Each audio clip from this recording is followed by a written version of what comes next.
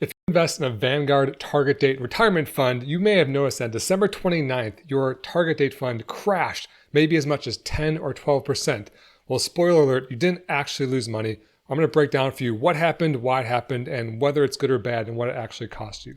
So the funds that actually were affected were all these ticker symbols. These are the target date funds ranging from 2020 target date fund all the way down to 2065 target date fund. So if you Google a ticker symbol that you're invested in, like this is the Vanguard 2050 fund, you'll see that on December 29th, there's a big crash. This one is about a 12% crash. Let's look at what actually happened. And so this is my actual Vanguard account. And you can see this is the daily returns there. And sure enough, it shows a minus 11% daily return. Wouldn't we be hearing about this on the news if the entire market crashed 11% in a single day? Well, it didn't. And we can see that by looking at what's inside of the fund. So see, there's the 11% crash. You can see inside of this target date fund, there's actually four things. This one over here only has 0.1%, but it's basically made up of these four things, which is a US market fund, international fund, bond market fund, and international bond fund. If we look at those underlying funds and compare them, we can see that there wasn't actually a huge crash of anything else. So this dark blue line there shows that the retirement fund, which is kind of the combination, like it's like the combo pack of all those underlying funds, had this huge 12% crash, but the underlying funds didn't do anything interesting. They were pretty flat yesterday on December 29th. Okay, so why did the target date fund crash if the underlying funds didn't change? Well, it comes down to like how these mutual funds actually provide returns to their investors. And they provide returns in two different ways. One is the share price. And the share price is what we were just looking at there. The share price is that thing that we see goes up and down on a daily basis. But the other is dividends. A dividend is when the underlying funds or the stocks you own pay cash to the investors. And that's what happened here is the fund paid a huge dividend yesterday. And when it pays a huge dividend, it actually impacts the share price because it gives you the cash, gives the investor the cash, and the share price tanks, but then you get the cash, and so you actually end up net equal. So I'm going to go through an example of how that actually looks. So here's Ashley, and Ashley owns 100 shares of the fund ABC. This is a fictional fund, and we just assume it's priced at $10 a share. So her investment is worth $1,000. 100 shares at $10 each equals $1,000. So if her fund did something similar, it paid a dividend of $1 per share, that's a 10% dividend, that would cause the share price to drop by $10, right? Like if that fund is going to give out the cash, it's going to pay out the cash that's inside that fund, it's going to cause the fund or the share price to drop, but the investor is going to get that money. And so what happens to Ash's investment? Well, she now still has 100 shares, but now they're worth $9 a share, but she got that $1 per share in cash, so she got $100 in cash. So you can see this $100 in cash came in, her net investment is the same. And so that's what happened yesterday with the target date funds. They all paid out these huge dividends, but the investment returns actually didn't, your investment didn't actually go down in value. It just shows that the share price is now lower. And oftentimes that's what we see is like that we like watch the change in share price. So it seems like a dramatic change, but it wasn't actually that dramatic, like didn't actually lose you money. So let's actually continue this example. Let's say Ashley reinvests that money. So she got $100 in cash, but she's an investor. She doesn't want to spend the cash. She wants to keep investing, which means she takes that money and automatically reinvests the dividend. And so now with her $100, she can afford to buy 11.1 shares at the new $9 share price.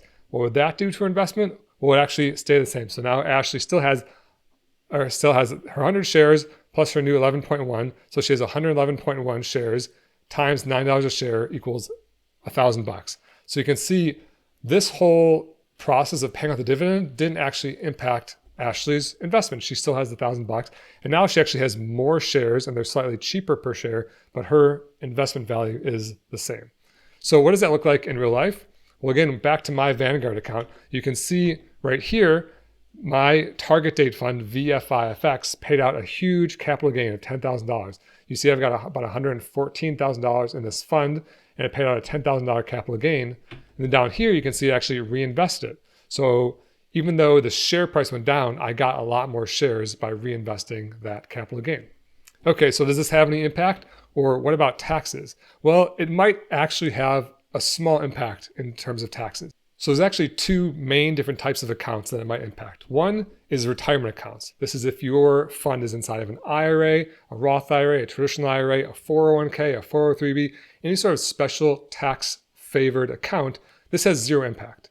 Whether the dividends are paid out or not, as long as you're reinvesting those dividends and you keep owning the shares and not letting that cash drag your investment down, this has no impact to you because your dividends aren't taxed along the way. You're either never taxed again in the case of like a Roth IRA, or you're only taxed at the very end when you withdraw the money in the case of like a traditional IRA or traditional 401k. But this dividend for share price trade-off has no impact on you. If you have a taxable account, it may have a very small impact because what happens is you're going to get a tax form at the end of the year that's going to say you basically got that, in my case, $10,000 or about 10% of the share price. And so you can see last year, this is the 2020 tax form, the long-term capital gains distribution was only $1.40. Next year, my tax form this year is going to be much bigger. It's going to say that $10,000 number. And so I'm going to have to basically pay tax on the $10,000. I would have had to pay tax on it anyway. You're always going to owe tax eventually when you sell the investment or whatever. But now you're basically paying tax in this tax year. It might be good or it might be bad for you. If you have a low income year, it might be actually good to push some of those capital gains up. Generally people want to delay that, but in the end, it's not really a big deal because you're also getting taxed this lowest favorable long-term capital gains rate. Okay, so now the question is, this isn't that big of a deal. It's going to have a minimal tax impact, but why did this happen? And the short answer is, I don't know. But let's look at what really happened here. And so you can see this is that same target retirement fund. And back in December 29th of 2020, 1 year ago, there was only a 1 cent per share long-term capital gains distribution. That's what this means right here. LT is long-term capital gains. But now this year, this was 12/28, which was a couple days ago, there was a $4.83. So you can see it's actually about a 275 times increase over the previous year. We went from 1 cent per share to $4.83 per share. And again, this is the long-term capital gains. If we look at this page, it just scrolls down this page on Vanguard's website a little bit, you can see there was this realized long-term gain of 10% this year. So this is as of 11/30/2021, there's a 10% gain, which is what we just saw happen, which is why the share price tanked by about 10% because we got that 10% dividend. But there's still a 45% unrealized appreciation. So what that means is all these underlying funds that are inside of this target date fund are going up and up and up in value. And so about 45%, almost half of the value of the share price of this NAV stands for net asset value, the share price, almost half of that is actually unrealized, meaning we've never actually paid tax on it. And again, in retirement accounts, this doesn't matter, but in taxable accounts, it might impact your taxes on a year-to-year basis. Okay, so why did this happen? The short answer again is I don't know. I actually called Vanguard and they kind of explained to me what I've explained to you so far, which is the underlying, I don't actually agree with what they told me. They said the underlying investments did far better, which isn't really true. 2020 and 2021 were both good years for the market. They said securities turned over, which is true. They sold some and bought some, but why did it happen 275 times more this year than last year? They didn't answer that question. They said bonds matured and replaced, which can happen if you have bonds. But in the fund I just showed you, it's only 10% bonds. So it can't be that unless they replace 100% of the bonds and those bonds had 100% gains. So that's not what happened. So I actually wasn't very happy with Vanguard's response on this. I think they just kind of gave me the textbook runaround answer, but they didn't really say why did they make these underlying fund choices. I have a theory. My theory is that for some reason, they sold a huge amount of those underlying funds. So for example, Vanguard offers these target date funds to massive corporations. And they might have lost or switched funds for one of their massive companies. Like maybe if, who knows, like Amazon or Starbucks or Kroger's or some huge company switched funds or canceled Vanguard as their service provider, they would have to sell all these underlying funds to basically give that company all their money back for all their employees, and that would trigger this type of gain. That's just my theory. There might be something else going on that I don't understand. It's not really transparent in the prospectus or from calling Vanguard as you saw, but at the end of the day, it's really not that big of a deal. So if you were worrying about why your fund just crashed to the tune of 10%, it didn't really. It just converted the share price to a dividend. And if it's in a retirement account, it really has no impact on you whatsoever.